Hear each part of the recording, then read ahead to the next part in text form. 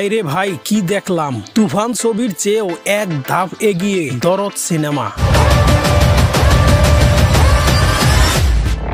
তুফান ছবির বিরতির পর দরদ ছবির টিজার দেখানো হয়। টিজার দেখে পুরাই মাথা নষ্ট দর্শকদের। এর আগেই সতর্ক করেছিলেন পরিচালক অনন্য মামুন বলেছিলেন, যাদের হার্ট দুর্বল তারা দরদ মুভির টিজার দেখবেন না, কারণ হার্ট অ্যাটাক হতে পারে। ছোট্ট এই টিজারে যে অ্যাকশন দেখা গেল তাতে তুফান ছবির রেকর্ড ছাড়িয়ে যাবে দরদ সিনেমা।